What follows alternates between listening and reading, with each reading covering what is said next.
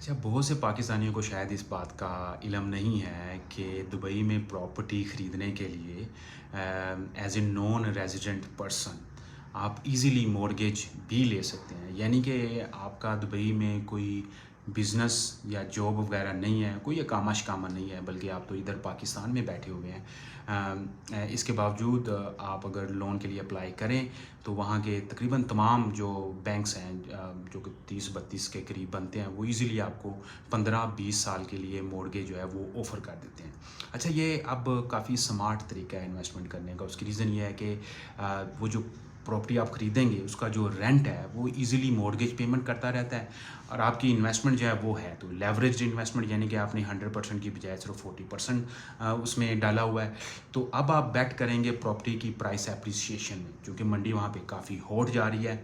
तो जैसे ही प्रॉपर्टी की वैल्यू 15-20% एप्रिशिएट की, आपने उस प्रॉपर्टी को बेच दिया, और आपका जो प्रॉफिट आएगा वो अगेंस्ट फाइनेंस्ड अमाउंट जो कि आपकी 40% पर्सनल फाइनेंसिंग थी, उसके अगेंस्ट आपको जो प्रॉफिट आएगा वो नॉर्मली बहुत हायर होता है as compared to normal investment strategy.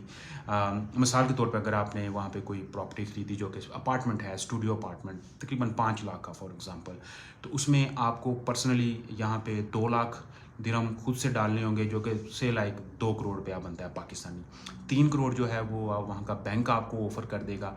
तो जैसे ही उसकी प्रॉपर्टी की वैल्यू में 15 से 20% इजाफा हुआ, से लाइक उसमें कुछ 1.5 साल 2 साल लग गए, तो जो 20% इजाफा है that is equal to 20% of 5 lakh is equal to 1 lakh dirham.